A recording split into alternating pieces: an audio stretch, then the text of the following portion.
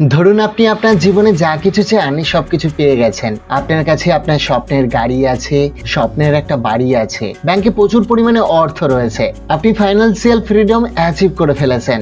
টাকা পয়সা নিয়ে এখন আপনাকে কোনো রকম চিন্তাই করতে হয় না। কিন্তু এখন আপনার বয়স হয়ে গেছে 60+। মানে এখন আপনি চাইলেও আগের মতো ট্রাভেল করতে পারছেন না, নিজের ইচ্ছা মতো খাবার খেতে পাচ্ছেন না, যেগুলো আপনার নিষেধ হয়ে গেছে। আর দামি পোশাক, এক্সেসরিজ, এগুলোতে আপনার আর কোনো শখ নেই। চোখে আগের মতো আর ঠিকঠাক দেখতে পান না, তাই গাড়ি ড্রাইভ করতেও ইচ্ছা করে না, সেজন্য ড্রাইভারই গাড়ি চালায়। তাহলে এই বয়সে এত টাকা হয়েও আপনার লাভ কি হলো? এগুলো তো আপনি ঠিকঠাক করে উপভোগ করতে পারলেন না। যাই হোক, এটি হলো আমাদের সকলের লাইফের একটি প্ল্যান, অর্থাৎ আমরা জেনে বুঝে এই কাজটি করি। আমরা বেশিরভাগ মানুষ এভাবে করেই লাইফটাকে প্ল্যান করে সাজায়। আমরা 20 থেকে 25 বছর বয়স পর্যন্ত স্টাডি করব, তারপর 25 থেকে 30 বছরের মধ্যে একটা চাকরি জোগাড় করব, 60 বছর বয়সে রিটায়ারমেন্টে যাব, আর মিডিলের সমস্ত সময়টুকু অর্থ জমিয়ে জমিয়ে শেষ বয়সে গিয়ে কোটিপতি হয়ে যাব। যাই হোক, এটি আগে সকলের প্ল্যান ছিল, কিন্তু এই সময় দাঁড়িয়ে বর্তমান যুগে আমাদের প্ল্যান কি হওয়া উচিত, এই বিষয়টি নিয়েই আজকে আমাদের এই ভিডিও।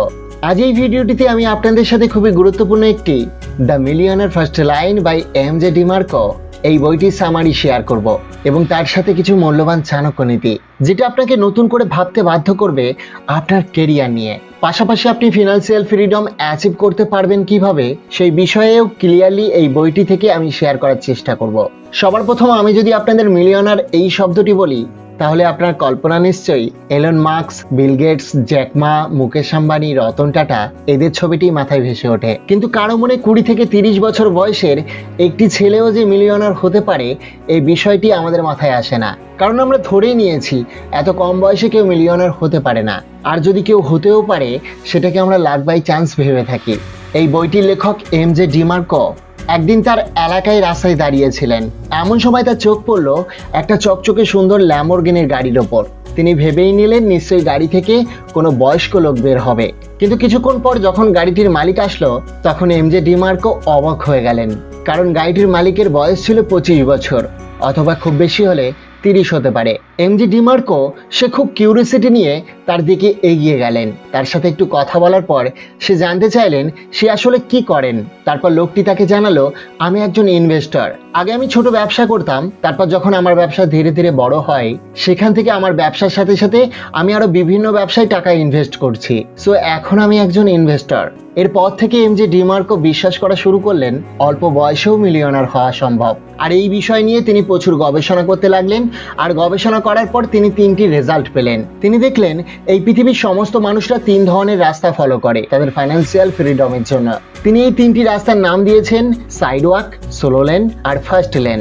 চলুন এবার এই 3টি রাস্তা আমাদেরকে কিভাবে লাইফের ফাইন্যান্সিয়াল ফ্রিডমের ক্ষেত্রে কাজ করে তা জানা যাক। সবার প্রথম সাইড ওয়াক। এই রাস্তায় যারা চলাচল করে তাদের সাইড ওয়ার্কারও বলা হয়। এই ধরনের মানুষের নিজের টাকার উপরও কোনো কন্ট্রোলই থাকে না।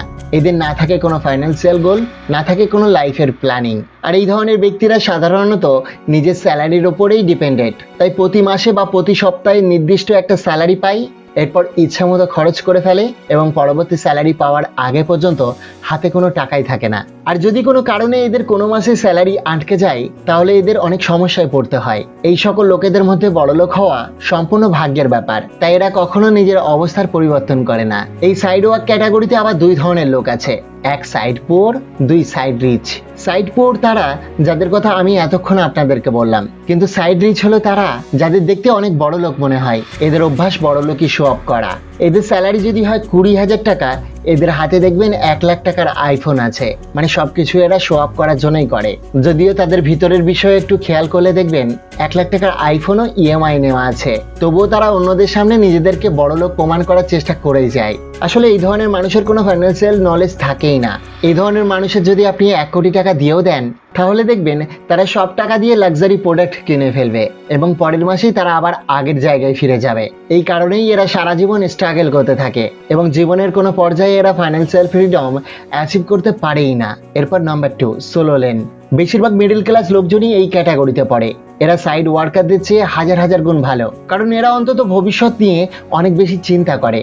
এরা চাকরি করে যে টাকা আয় করে সেটার একটা অংশ জমা করে, আর একটা সময় এভাবে করেই তারা ভালো একটা অ্যামাউন্ট তৈরি করে বড়লোক হতে পারে। কিন্তু লেখক বলেছেন এটাও ধনী হওয়ার সঠিক রাস্তা নয়, কারণ তারা ফাইন্যান্সিয়াল ফ্রিডম অ্যাচিভ করতে পারলেও ততদিনে তাদের বয়স অনেক হয়ে যায়, তাই সেই টাকা তারা ভালোভাবে উপভোগ করতে পারে না। এখানে একটা এক্সাম্পল আপনাদের দিতে চাই। মনে করুন আপনি একজন স্টুডেন্ট যে কিনা ভবিষ্যতে একটা বড় ইঞ্জিনিয়ার হতে চায়।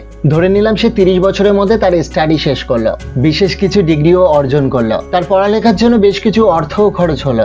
এখন সে যদি মাসে 4 থেকে 5 লাখ টাকা আয় করতে চায়, তাহলে তাকে আরো মিনিমাম 10 থেকে 15 বছর অপেক্ষা করতে হবে। মানে তার এক্সপিরিয়েন্স তৈরি করতে হবে, আরো স্টাডি করতে হবে, আরো জ্ঞান বৃদ্ধি করতে হবে, আরো অনেক কষ্ট করতে হবে। তারপর হয়তো 45 থেকে 50 বছরে গিয়ে সে একজন এক্সপার্ট ইঞ্জিনিয়ার হবে এবং সেই সময়েই সে ফিনান্সিয়াল ফ্রিডম অ্যাচিভ করতে পারবে। মানে ততদিন তার বয়সটা অনেকটাই শেষ হয়ে যাবে।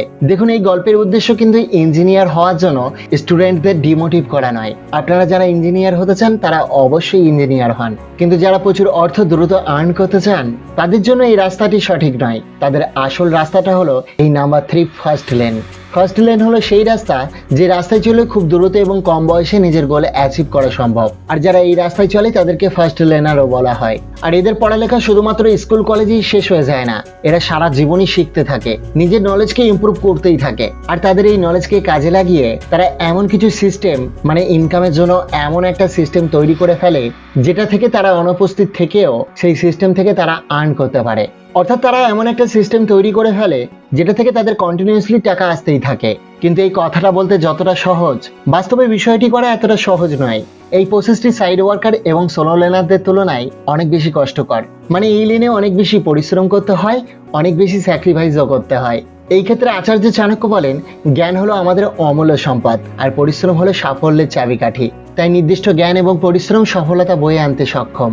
এবার আমি আপনাদের বলবো ফার্স্ট লেনে চলার জন্য 4টি গুরুত্বপূর্ণ পয়েন্ট, যেগুলো ফলো করলে আপনি আর্লি এজে ফাইন্যান্সিয়াল ফ্রিডম অ্যাচিভ করতে পারবেন।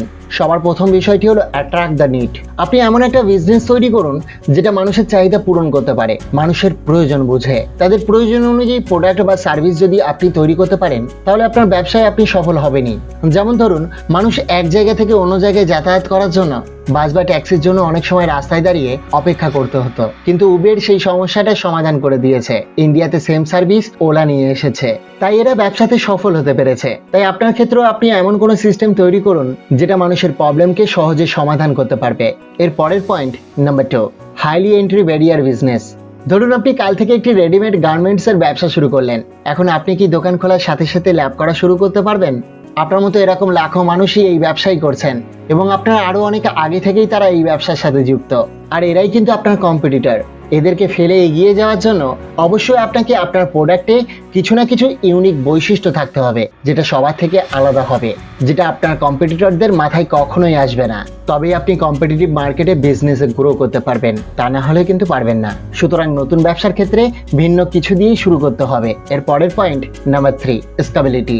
আপনার এলাকায় যদি কোনো বড় সুপার শপ, গ্রোসারির দোকান থেকে থাকে, আর সেই দোকান যতই ভালো ব্যবসা করুক না কেন, তবু ওই দোকানের মালিক কখনোই জ্যাকমার মতো এত বড় কোম্পানি করতে পারবে না। আর এটির কারণ হলো এই স্টেবিলিটি। দেখুন, এই দোকানটি একটি নির্দিষ্ট এরিয়ার মধ্যেই সীমাবদ্ধ। আর Amazon.com বা Alibaba.com দেখবেন পুরো ওয়ার্ল্ডে যে কোনো জায়গায় তাদের প্রোডাক্টের সার্ভিস দিতে পারে। একইভাবে আপনার এলাকার বার্গার শপ এতটা ফেমাস না যতটা ম্যাকডোনাল্ড ফেমাস, কারণ ম্যাকডোনাল্ডও কিন্তু সারা পৃথিবীতে তাদের নিজের সব ছড়িয়ে দিয়েছে। এজন্য অথর বলেন যে যতই এরিয়া জুড়ে ব্যবসা করতে পারবে তার ব্যবসা ঠিক ততটাই গ্রো করবে, ততটাই আয় বৃদ্ধি পাবে। এরপর number 4, detach your business with time.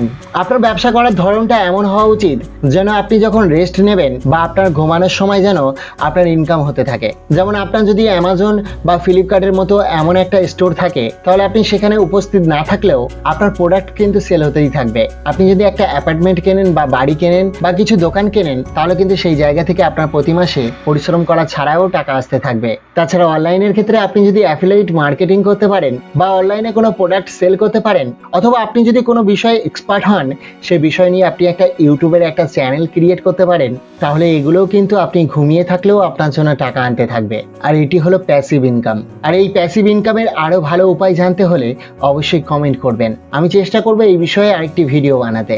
ভিডিওটি ভালো লাগলে অবশ্যই একটি লাইক করবেন এবং অবশ্যই আপনার বন্ধু, আপনার প্রিয়জনকে ভিডিওটি শেয়ার করবেন, কারণ হতে পারে আপনার একটি শেয়ার তার জীবন বদলে দিতে পারে। ভিডিওটি শেষ পর্যন্ত দেখার জন্য আপনাকে অসংখ্য ধন্যবাদ।